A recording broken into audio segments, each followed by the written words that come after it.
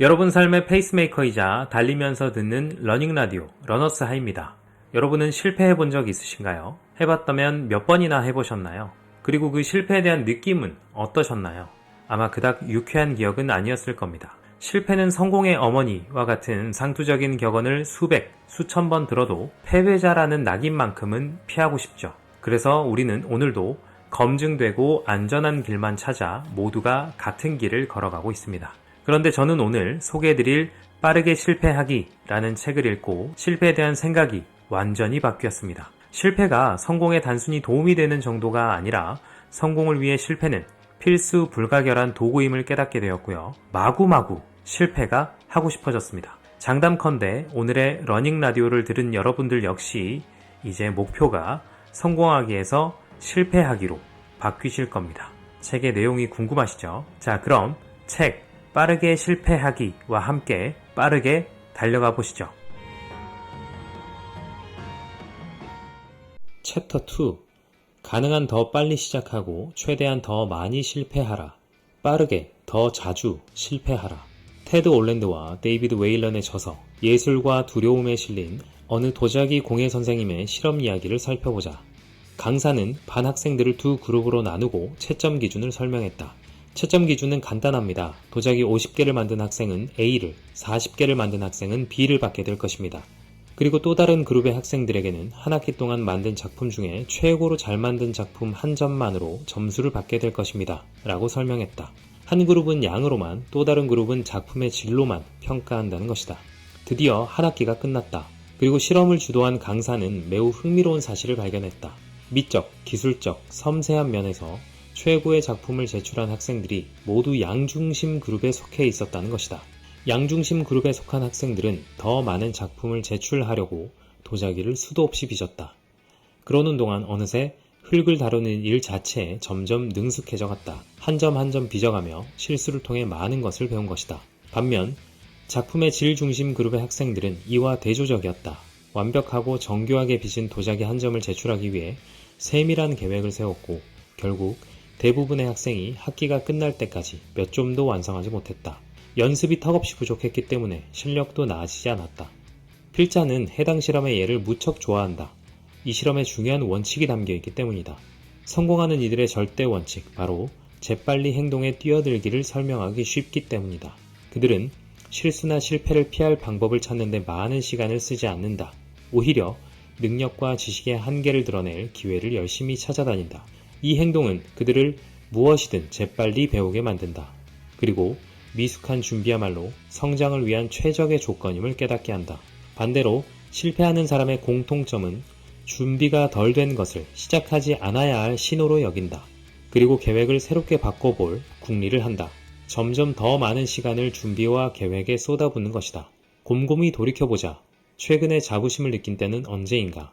그 성취를 이뤄가면서 어떤 기분이 들었는가? 능력 바뀐데도 낑낑대며 일을 해야 했거나 중간 과정이 실수투성이는 아니었는지 생각해보라.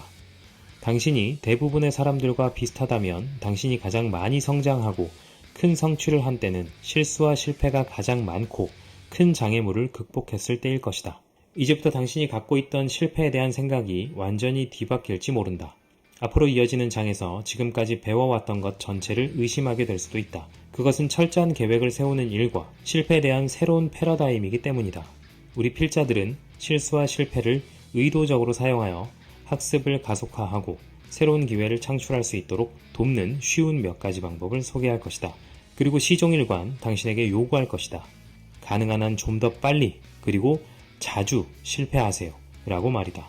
가능한 빨리 형편없이 하세요. 최초의 스타벅스 매장에는 바리스타들이 나비 넥타이를 메고 있는가 하면 끊임없이 오페라 음악이 흘러나왔다. 메뉴는 이태리어로 돼 있어 손님들이 짜증을 내곤 했다. 제대로 앉을 의자도 없었고 무지방 우유는 취급하지도 않았다. 스타벅스는 수천 가지의 실험과 개선을 통해 비로소 지금의 모습을 이뤘다. 더 빨리 배우기 위해 더 빨리 실패하라는 지론은 흔히 실리콘밸리 사업가들이 말하는 실패하며 전진하기와 같은 의미다. 이 개념은 실리콘밸리에서 성공할 수 있는 비즈니스의 기본으로 여겨진다. 신제품을 가능한 빨리 선보여 피드백을 얻고 이에 따른 기회나 취약점을 파악하라는 의미다. 그리고 그 다음 행보를 결정하라는 의미다. 애니메이션 제작사인 픽사 또한 이런 지침을 따르고 있다. 픽사의 공동 창립자이자 회장인 에드 캔멀은 픽사의 작품에 대해 이렇게 말했다. 모든 것은 엉망인 상태에서 엉망이지 않은 상태로 가는 과정에 불과하다. 영화 제작 산업은 수천 개의 완성되지 않은 개념 사이에 몇 가지 괜찮은 아이디어가 묻혀있는 원시적인 스토리보드 몇 장에서 시작한다. 초기에는 말도 안 되는 아이디어가 셀 수 없이 많다. 애니메이션 팀은 하나의 최종 컷을 위해 수천 번의 수정을 거친다. 실패를 거듭하는 여유를 스스로 허락하면서 형편없는 아이디어는 가능한 한 빨리 내던진다. 그리고 그때서야 제대로 일할 수 있는 경지에 이른다. 니모를 찾아서와 월2의 감독을 맡았던 앤드류 스탠튼의 말도 들어보자. 제 전략은 항상 똑같습니다. 가능한 한 빨리 실패해버리자는 거죠. 즉, 망치는 걸 피할 수 없으니 이 점을 인정하자는 겁니다. 두려워해서는 안 돼요. 물론 해답에 도달하려면 그 과정도 신속해야겠죠. 생각해보세요. 사춘기도 지나지 않고 성인에 이를 수는 없지 않습니까? 어차피 한 번에 성공할 수는 없어요. 저는 금방 틀릴 것이고 정말 빨리 틀릴 것입니다. 바로 이런 태도가 빠르게 실패하기의 핵심이다. 직접 해보지 않은 이상 일의 본질이 무엇인지, 일을 하면서 어떤 기분이 들지, 그 결과가 어떻게 될지는 모르는 일이다. 앞서 살펴본 크리스 락, 하워드 슐츠, 에드 캔멀과 같은 혁신가들의 공통점은 요령을 터득해 앞으로 전진하고 많은 교훈을 얻기까지 기꺼이 실패의 실패를 거듭한다는 점이다. 성공하는 이들은 어떤 것이든 배우고 이것을 터득하는 최선의 방법이 가능한 빨리 실패하는 것이라는 사실을 분명히 알고 있다. 목표를 이루기 전을 생각해보라. 수많은 실패와 엉망인 사고, 잘못된 출발점, 물거품이 된 노력들로 가득 차 있다. 성공하는 사람들은 빠르게 실패하는 것을 두려워하지 않는다. 최대한 빨리 실패를 없애버릴 수 있는 가장 좋은 방법이기 때문이다. 실수를 피하기 위해 공부하고 준비하며 질질 끄는 대신에 이들은 즉시 행동한다. 자신들의 노력이 완벽에는 한참 미치지 못하거나 경쟁력이 전혀 없어도 말이다. 성공은 대개 위태로운 상황과 어설픈 노력으로 시작된다. 그러니 성공을 거두고 싶다면 먼저 그 일을 얼마나 망치게 될지 생각해보라. 빠르게 실패하기를 더 쉽게 이해하기 위해 아래 예시를 살펴보자. 훌륭한 뮤지션이 되고 싶다면 먼저 엉망인 음악을 수없이 연주해봐야 한다. 언제나 탁월한 결정을 내리는 비즈니스맨이 되고 싶다면 먼저 진부한 결정을 내리는 일정 시간을 보내야 한다. 소설을 한 권 쓰고 싶다면 먼저 하찮은 이야기들을 써봐야 한다. 중국어를 유창하게 하려면 먼저 형편없는 중국어를 많이 해야 한다. 진정한 예술가가 되고 싶으면 먼저 어설픈 예술을 창조해봐야 한다. 에너지 효율이 좋고 미니멀한 디자인으로 최고의 상업 건축가가 되려면 먼저 비효율적이고 거추장스러운 건축물을 디자인해봐야 한다. 재능있고 용감한 암벽 등반가가 되려면 먼저 소심하고 서툰 암벽 등반가가 되어야 한다. 수학을 아주 잘해서 어려운 분석 문제를 척척 풀고 싶다면 먼저 간단한 수학 문제와 씨름해야 한다. 훌륭한 테니스 선수가 되려면 우선 수많은 경기에서 패배하는 경험을 쌓아야 한다. 뭔가를 배울 수 있는 실수들은 가능하면 일찍 저질러 보는 것이 이득이다. 윈스턴 처칠. 생각해보라. 실수를 한다고 죽지는 않는다. 틀린 말을 하거나 어설픈 아이디어를 따라한다고 해도 마찬가지다. 오히려 실패를 피하려는 삶이 당신을 구속한다. 새로운 경험과 성장에 대한 기회를 차단해버리기 때문이다. 실패에 대한 두려움에는 잔인한 아이러니가 있다. 실패를 피하려는 것이 오히려 실패의 확실한 원인이 된다는 점이다. 실패에 대한 두려움은 다양한 모습으로 변장해 나타난다. 게으름, 남의 성공에 대한 질투, 주의력 결핍, 우유부단함, 의심 등이다. 만약 지능이나 재능 또는 가치를 측정하기 위해서만 일을 한다면 지나치게 가혹한 태도가 당신을 제한할 것이다. 행동 하나하나를 자신이 능력자인지 아닌지 가늠하는 기준으로 선택하기 때문이다. 하지만 초보자의 마음으로 임하면 선택 가능한 행동은 무궁무진하게 많다. 새로운 것을 배우거나 친구를 사귈 수도 있고 자신이 몰랐던 호기심을 발견할 수도 있다. 아니면 그저 순간의 기쁨을 만끽하는 그 자체도 의미 있다. 지금 뭔가 새로운 일에 도전한다면 일단 즐기고 그 결과를 지켜보라. 결국 배울 가치가 있는 긍정적인 결과가 기다릴 것이다. 빨리 실패하기 접근 방식에 대한 일반적인 경험 법칙은 언제나 테이블에 더 많은 옵션을 남겨두는 방식으로 행동해야 한다. 당신은 삶에 놀라운 일이 벌어지고 행운이 활짝 열려있기를 바랄 것이다. 호기심 많은 초보자가 되는 것을 두려워하지 않음으로써 배우고 성장할 수 있는 최적의 마음 상태와 예상치 못한 기회와 경험을 만끽할 수 있다. 캐롤 드웩은 초등학교 5학년 400명에게 쉬운 문항으로 구성된 시험을 풀도록 했다. 그 다음 학생들을 2개 조로 나눴다. 첫 번째 조의 학생들은 그들의 지능에 대한 칭찬을 들었다. 예를 들어 거의 다 맞췄구나. 정말 머리가 좋은가 보네 와 같은 칭찬이다. 두 번째 조는 그들의 노력에 대한 칭찬을 들었다. 잘했구나. 정말 열심히 노력했나봐. 등이었다. 칭찬을 마친 후 그녀는 두 번째 실험으로서 새로운 시험지를 학생들에게 내놓았다. 그리고 두 개의 시험지 중 하나를 선택해 풀 수 있다고 설명했다. 하나는 어려운 문제로 이루어진 시험지였다. 다른 시험지는 앞서 풀었던 시험과 비슷한 수준의 문제로 구성되어 있었다. 그녀는 어려운 문제가 담긴 시험지를 선택하면 더 많은 것을 배울 수 있다고 설명했다. 그리고 아이들이 어떤 문제지를 선택하는지 지켜봤다. 결과는 이랬다. 지능에 대한 칭찬을 들은 학생 대부분은 쉬운 시험지를, 노력에 대한 칭찬을 들은 학생 90%는 더 어려운 시험지를 선택했다. 이렇게 고의적으로 학생들에게 실패를 맛보게 한 후 마지막 실험을 이어갔다. 처음과 동일한 쉬운 난이도로 만들어진 시험지를 풀게 한 것이다. 그러자 노력에 대한 칭찬을 받은 학생들은 감정을 쉽게 회복해 첫 번째 단계에서 풀었던 시험보다 30% 더 높은 점수를 받았다. 하지만 지능에 대한 칭찬을 들은 학생들은 어려운 시험에 실패한 충격을 쉽게 이겨내지 못했다. 아이들은 앞서 풀었던 쉬운 시험 때보다 20%가량 낮은 점수를 받았다. 난이도가 같은 문제였는데도 말이다. 드웩은 이렇게 말했다. 노력에 대한 칭찬이 변수를 마련한 셈이죠. 동시에 실패에 대한 훌륭한 대처법도 깨닫게 되었고요. 드웩의 연구가 주는 교훈은 이것이다. 당신의 주된 관심사가 당신이 얼마나 똑똑하고 유능한지 증명해내는 것에 있다면 스스로의 경쟁력이 위협이 될 만한 행동은 꺼리게 된다. 또 새로운 일에 도전해도 그 실적은 저조할 가능성이 높다. 하지만 도전을 배움과 성장의 기회로 삼는다면 얘기는 달라진다. 일을 하는 동안 그 자체를 즐기고 경험으로부터 많은 것을 배우려고 든다. 결국 확신이 없는 것을 시도할 때 초보자의 마음가짐으로 활동에 접근한다면 상황을 유연하게 받아들이며 앞으로 나아가게 만든다. 실패하면 실망할지 모른다.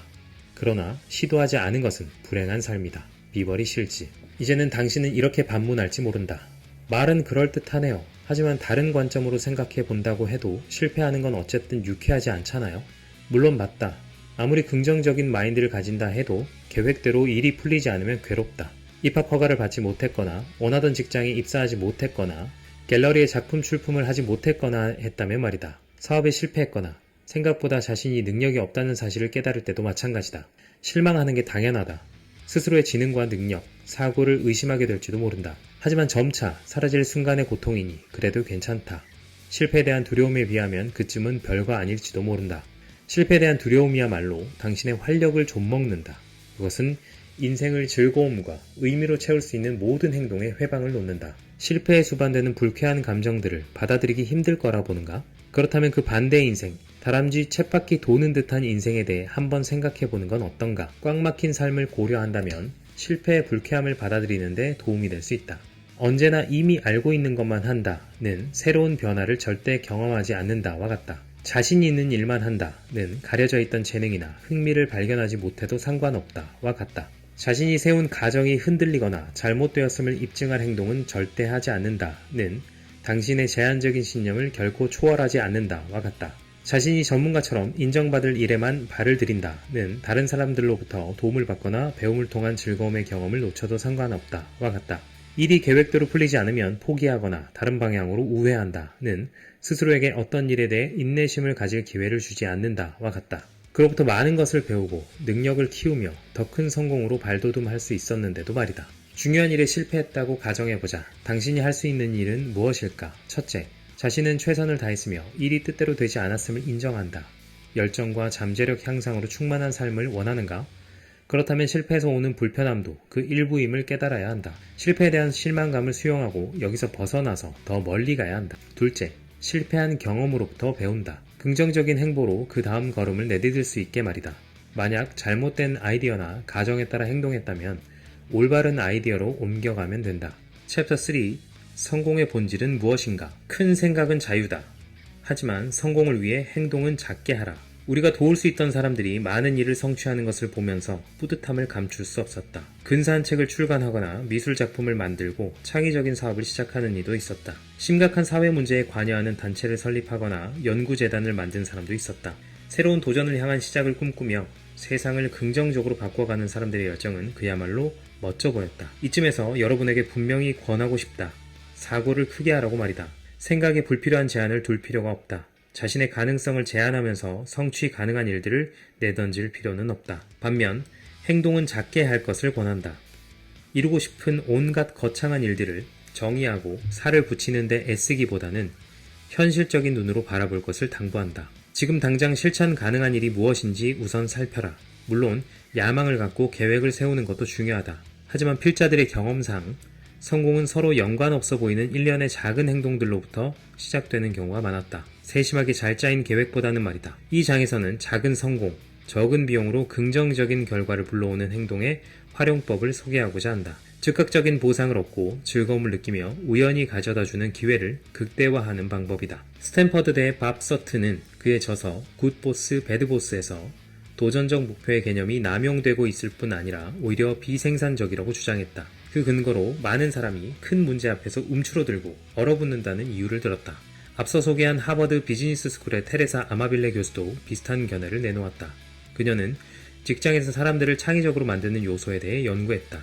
그리고 그 연구는 회사가 직원들에게 큰 부담감을 주는 환경일수록 직원의 창의력을 떨어뜨린다는 사실을 밝혀냈다. 감당할 수 없는 목표라는 제목의 하버드대 연구 보고서에 따르면 회사가 큰 목표만을 추구할 때 성과 저해뿐만 아니라 업무의 배움을 더디게 하고 편협한 태도를 조장한다고 밝혔다. 주된 문제는 사람들의 주의를 온통 특정 목표의 달성에만 집중시키는 데 있다. 따라서 큰 목표는 인지공백, 즉 다른 중요한 요소들을 인식하지 못하는 결과를 낳는다. 큰 목표를 위해 무작정 달리는 것의 부작용은 이 책에서 전하려는 핵심 메시지다. 지나친 목표 설정으로 자신을 스스로 속박하지 말라. 학위를 따거나 훌륭한 작가가 되거나 100만 달러를 벌거나 꿈에 그리던 집을 장만하거나 회사 매출을 2배로 늘리는 것은 분명 큰 성공이다. 그러나 미래에 이루고 싶은 큰 성공에만 사로잡히면 동기를 자극하는 매일매일의 즐거움과 성취를 무시해버리는 셈이 된다. 다른 가능성을 보지 못하는 편협한 길에 갇히는 것과 같다. 안타깝게도 많은 사람은 자신이 진정으로 원하지 않는 미래 목표를 위해 하루하루를 허덕이며 보낸다. 신화학자 조지프 캠벨의 말을 돌이켜보자. 그는 많은 사람이 겪는 위기에 대해 이렇게 말했다. 위기란 사다리 꼭대기까지 올라갔을 때 그 사다리가 잘못된 벽에 세워져 있었음을 깨닫는 것입니다. 늦게 시작한 사람은 조급해지고 서두르다 자신이 감당할 수 없는 목표를 세우곤 한다. 물론 거대한 꿈도 좋다. 그러나 작은 목표를 하나씩 달성해보는 것이 더 중요하다. 오늘 할 일을 정하고 그만큼만 달성해보는 것이다. 만약 시간이 남는다면 다음날 해야 할 일을 조금씩 당겨서 하면 된다. 이런 생활을 꾸준히 반복하다 보면 자신감이 생기고 자신감이 생기면 열정은 자연스럽게 따라온다. 만약 스필버그가 거대한 꿈만 쫓았다면 처음부터 영화 감독으로 멋지게 데뷔하기 위해 서둘렀을지도 모른다. 그러나 그는 영화에 대해 지식과 정보를 얻고 인맥을 쌓기 위해 유니버설 스튜디오를 출입하는 작은 일부터 시작했다. 작은 성공의 개념은 미국 인지심리학 대가인 칼 와이크 미시간대 경영대학원 교수의 기념비적 논문 작은 성공에서 그 시초를 찾을 수 있다. 칼 와이크 교수는 복잡한 문제의 가장 좋은 해결 방법이 쉬운 단위의 일을 여러 개로 나눠 실행하는 것이라고 주장한다. 문제를 여러 쉬운 단계로 분할하면 각 단계에서 해야 할 행동이 한결 명확해진다는 뜻이다.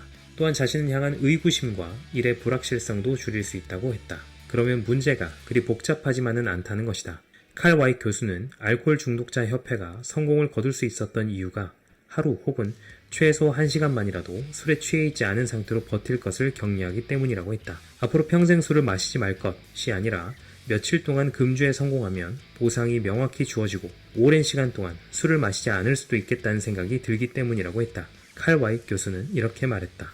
일단 작은 성공 하나를 성취하면 그 다음 작은 성공을 얻기 위한 태도가 저절로 갖춰지죠. 작가인 피터 심스는 그의 저서 작은 배팅에서 많은 혁신가의 사례를 다뤘다. 구글의 창시자인 세르게이 브린과 레리 페이지, 픽사 애니메이션 스튜디오의 CEO인 에드 캔멀, 전설적인 건축가인 프랭크 게리 등이다. 이들은 비용이 적게 들고 위험성이 낮은 행동을 한 뒤에 큰 성공을 이룬 대표적 인물들이다. 심스는 이런 행동을 작은 배팅이라고 이름 붙였다. 혁신가들은 세세한 계획을 세우거나 특정 목표에만 연연하지 않는다. 대신 자신들의 아이디어를 실행에 옮겨 실험해볼 작은 단계들을 많이 거치고 피드백을 구한다. 그리고 재빨리 그 단계들을 반복하며 방향을 수정한다. 예를 들어 미국의 코미디언 크리스 록은 그의 전국 공연에 포함된 복잡하고 다양한 농담을 생각해내기 위해 작은 코미디 장소에서 수백 개의 아이디어를 테스트한다. 성공한 사업가들은 기발한 생각을 갖고 시작하는 게 아닙니다. 여러 일을 시도하고 그렇게 하다 보니 발전하게 되는 거죠.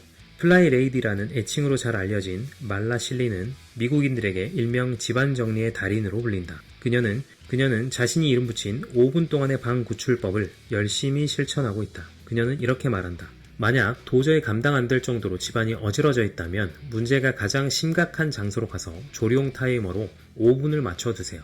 그러고 타이머가 울릴 때까지 마치 부기춤을 추듯 최대한 빠르게 움직이며 물건들을 치우는 겁니다. 타이머가 울리면 그날의 청소도 끝이죠. 그 다음날도 같은 행동을 하세요. 그리고 어느 날 말끔하게 치워진 집 전체를 보고 깜짝 놀라시면 됩니다.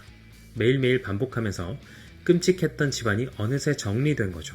그리고 하나의 습관으로 아예 삼아버리세요. 그럼 집안을 치우는 일이 작정하고 시간을 내야 하는 일이 아니게 됩니다. 그녀의 이런 솔직하고 유머러스한 실천법 비디오는 많은 사람들이 엉망진창인 집안을 청소하는 데 큰 도움을 주고 있다. 큰 프로젝트를 시작하는 것은 언제나 어려운 일이다. 진로를 완전히 바꾸거나 회사 사무실 구조를 재정비하거나 더 건강한 생활 습관을 갖는 것 등이다. 도대체 어떻게 이 일을 시작해야 할지 막막해서 온몸이 뻣뻣해지는 기분이 드는가? 그렇다면 어려운 목표에 대한 걱정을 그만두고 할 수 있는 작은 행동에 주의를 기울이라. 아무리 삶이 혼란스럽고 난장판인 것 같아도 언제든지 긍정적인 한 걸음은 내디딜 수 있다. 그 첫 걸음을 내디딤으로 일을 진척시키고 새로운 기회에 열린 마음을 가질 수 있다. 그러면 그 다음 걸음을 내딛는 것은 그보다 쉽다. 시작하고 싶은 것이 무엇인가? 당신에게 중요한 일이라면 무엇이든 괜찮다. 그것을 통해 배우고 탐색하며 성장할 수 있으면 그만이다. 중요한 것은 어떤 일을 시작하고 변화를 만드는 것이다. 원대한 성취를 하겠다고 애쓸 필요도 없다. 작고 쉬운 행동일수록 더 좋다. 작은 성공 접근법의 특징 중 하나는 그런 작은 행동들이 당신을 어디로 이끌지 모른다는 데 있다. 그러니 일직선이 아닌 길을 걷는다 해도 걱정할 필요는 없다. 여러 작은 단계를 거치는 동안 즐거움을 만끽하면 된다. 그리고 예상치 못한 곳에 도달하는 놀라움을 느껴보라. 작은 행동들을 위한 제안들, 행동의 내용을 명확히 한다. 행동을 구체적으로 누가, 어떻게, 어디서, 왜, 언제 정의할 수 있어야 한다. 행동은 쉬어야 한다. 행동 단계가 성취하기 쉬어야 한다. 행동 단계가 완료되지 않았다면 덜 도전적인 것으로 조정해야 한다. 즐거워야 한다. 어떤 행동을 택하든 즐겁고 흥미로운 경험이 되어야 한다. 긴장될지라도 열정을 갖는 일이면 된다. 즉각 행동한다. 지금 당장 시작할 수 있으며 단기간에 끝맺을 수 있어야 한다. 비용이 적게 들어야 한다. 최저의 시간과 돈, 자원을 필요로 하는 행동이어야 한다. 현실적인 행동을 해야 한다. 샘플을 만들거나 다른 사람과 대화를 나누거나 어떤 장소를 방문하거나 서류를 정리하는 일과 같은 것들을 시도하라. 사회적이어야 한다. 다른 사람들과 상호작용할 수 있는 기회를 만들도록 노력함으로써 피드백을 얻을 수 있다. 하루 5분, 작은 성공의 크기가 아무리 작아도 상관없다. 결코 작은 것이 아니다. 빨리 행동을 취하는 게 중요할 뿐이다. 당신의 인생이 점점 흥미로워질 테니까. 당신이 이룰 수 있는 더 작은 성공에는 무엇이 있을까? 정말 너무나 간단하고 쉬워서 지금 당장 5분 안에 할 수 있는 행동들 말이다. 그 예를 몇 가지 들어보겠다. 옛날에 알던 친구에게 이메일 보내기, 싱크대에 쌓아둔 접시 닦기, 동네 공원으로 산책 나가기, 책상 위에 놓인 서류 정리하기, 처음 보는 사람에게 반갑게 인사하기, 자기 전 침실용 탁자 위에 올려놓은 책 한 페이지 읽기, 1분 동안 명상하기. 500장 쓰는 게 불가능해 보여서 적막함을 느낄 때면 패배감이 밀려온다. 절대로 해낼 수 없을 것 같아서. 그러다 한 장을 쓰고 한 장을 쓴다. 하루치 분량을 끝내는 것 외에는 아무것도 생각하지 않는다. 500페이지를 써야 한다는 황량한 불가능에 직면했을 때 패배의식이 밀려왔고 나는 결코 그것을 할 수 없다는 것을 알았습니다. 그런 다음 점차적으로 한 페이지를 쓰고 다음 페이지를 썼습니다. 하루의 일은 내가 생각할 수 있는 전부였습니다. 존 스타인백. 어떠셨나요? 실패에 대한 여러분의 생각이 확 바뀌지 않으셨나요?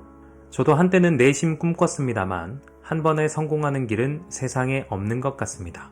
1200번의 실패 끝에 백열전구를 발명한 에디슨처럼 실패는 결과가 아니라 성공을 향해 가는 과정이나 상황에 지나지 않습니다. 우리 역시 단번에 5km, 10km를 달려낼 수 있었던 것은 아닙니다. 목표했던 거리를 못 채운 날, 평소보다 속도가 덜 나왔던 날도 부지기수죠. 하지만 그런 실패의 상흔들이 모여 우리를 더 단단하게 만들었고 마침내 우리는 원하는 바를 이뤄낼 수 있었습니다. 많이 실패하셨나요? 이제는 그 실패를 자랑스러워하세요. 실패 횟수를 훈장처럼 여기세요. 두려운 나머지 한 번도 실패해보지 않은 사람들보다 훨씬 더 값진 삶을 여러분은 살아내고 있습니다. 여러분은 오늘 어떤 멋진 실패를 하셨나요? 그럼 다음 러닝에서 만나요.